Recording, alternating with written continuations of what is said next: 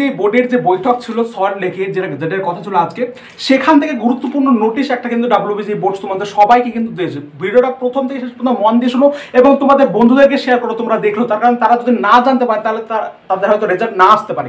সেজন্য প্রত্যেকে কিন্তু এই ভিডিওটাকে শেয়ার করার চেষ্টা করো, তোমার বন্ধুদের যদি সবাইকে প্রত্যেকে জানাও। খুব গুরুত্বপূর্ণ একটা নোটিশ ডাব্লিউবিজি বোর্ড কিন্তু দিয়েছে।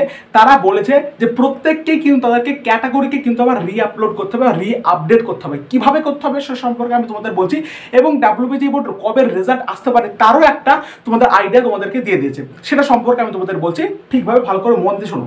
বলি যে ডাব্লিউবিজি বোর্ড যে এই নোটিশটা দিয়েছে এবং এই নোটিশটাই বলেছে প্রত্যেকে যে সমস্ত যারা যে ক্যাটাগরির মধ্যে রয়েছে না কেন, তারা প্রত্যেকে আবার তোমাদের যে ক্যাটাগরিগুলোকে আবার আপডেট করো। সে আপডেটটা কিভাবে করবে তার জন্য ডাব্লিউবিজির অফিসিয়াল ওয়েবসাইটে একটা লিঙ্ক দিয়ে দেবে। লিঙ্কটা এখনো অ্যাক্টিভেট হয়নি, হয়তো এখন হয়ে যাবে, এবং আমি তোমাদের ডিসক্রিপশন বক্সে লিঙ্কটা দিয়ে রাখবো। যখন অ্যাক্টিভেট হবে সেই লিঙ্কটা গিয়ে তোমার হয়তো রেজিস্ট্রেশন নাম্বার বা পাসওয়ার্ড এগুলোকে দিতে হবে।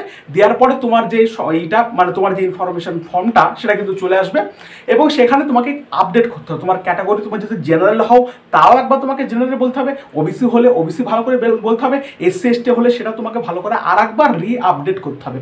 তার কারণ ডাব্লিউবিজি বোর্ড একদম পিওরিটি ভাবে দেখতে যাচ্ছে যে কারা কারা কোন কোন ক্যাটাগরির মধ্যে আছে।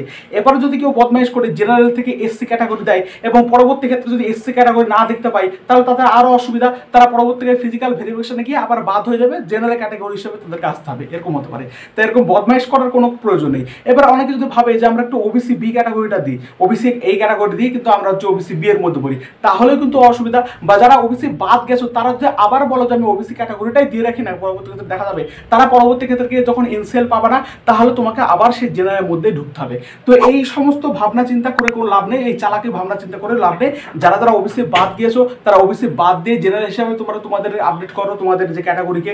যারা এসসি এসটি যারা ঠিকঠাক ক্যাটাগরি হিসেবে কিন্তু তোমাদের ওই লিঙ্কটায় আপলোড করবে। ঠিক আছে, কিভাবে করতে হবে আমি তার জন্য ডিসক্রিপশন বক্সে লিঙ্কটা দিয়ে রাখবো। লিঙ্কটা গিয়ে তোমার যারা চাবে ওরা দিলেই তোমার যে ফর্মটা ওপেন হবে সেখানে গিয়ে তুমি জাস্ট ক্যাটাগরিটা একবার আপডেট করে দিবা, তাহলে হয়ে যাবে, এবং সেভ করে দিবা। ঠিক আছে, তাহলে হয়ে যাবে, এই একটা কথা।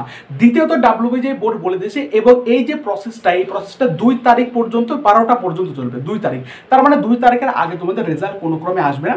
দেখো 2 তারিখ মোটামুটি শনিবার পড়ছে, রবিবার হয়তো এই সমস্ত আপডেটগুলোকে প্রসেসিং করতে একটু সময় লাগতে পারে। তোমাদের রেজাল্ট ওই সোম বা মঙ্গলবার নাগাদ, সোমবার তোমার ফাইনাল আনসার কে আসতে পারে আর মঙ্গলবার নাগাদ তোমাদের রেজাল্ট আসতে পারে, বা রবিবার তোমাদের যদি ফাইনাল আনসার কি চলে আসে তাহলে সোমবার চলে আসতে পারে, বুঝলে? তাহলে সোম বা মঙ্গলে তোমাদের কিন্তু রেজাল্ট আসছে, এটুকু একটু তোমরা নিশ্চিত থাকতে পারো। ক্লিয়ার? আর যদি ডাব্লিউবিজি বোর্ড দেখা যাচ্ছে আর একটু সময় নিচ্ছে, আর একটু সময় নিয়ে সেগুলোকে ভালো করে আবার রি-আপডেট করছে, তাহলে সেখানে একটু সময় লাগতে পারে। দেখা যায় মঙ্গলবারের জায়গায় বৃহস্পতিবার চলে যেতে পারে, বুধবার চলে যাবে, সেরকম তো যাবে না। মোটামুটি সোম বা মঙ্গলবারের মধ্যে কিন্তু তোমাদের রেজাল্ট কিন্তু রিপাবলিশ হয়ে যাবে। এবং প্রত্যেকে চ্যানেলের সাথে সাবস্ক্রাইব করো, সাবস্ক্রাইব করে পাশে থাকো, তার কারণ গুরুত্বপূর্ণ বিভিন্ন আপডেট সবসময় আমি তোমাদের আপডেট দিতে থাকবো, সর্বাগ্রে আপডেট দিতে থাকবো। সেই জন্য অবশ্যই সাবস্ক্রাইব করে পাশে থাকো যারা নতুন রয়েছে। এবং হ্যাঁ, অবশ্যই তোমাদের বন্ধুদেরকে জানিয়ে দিও এবং তোমাদের সমস্ত পিতামাতা সবাইকে একবার জানিয়ে দিও যারা জানে না। তার কারণ এটা যদি না করে তাহলে রেজাল্ট কিন্তু ওরা ঠিকভাবে আগে পাবলিশ করতে পারবে না এবং তোমার রেজাল্টে একটু এদিক ওদিক হতে পারে। সেজন্য প্রত্যেকে কিন্তু রিপাবলিশ বলছি, রি-আপডেট করো এবং তার সাথে তোমাদের বন্ধুদের জানিয়ে দাও এবং সাবস্ক্রাইব করে চ্যানেলের পাশে যুক্ত থাকো। সমস্ত আপডেট এই পরবর্তী ক্ষেত্রে কলেজের শেষ রান পর্যন্ত পেতে সাবস্ক্রাইব করে চ্যানেলের পাশে থাকো। ক্লিয়ার? তাহলে আশা করছি বুঝাতে পারলাম। ধন্যবাদ।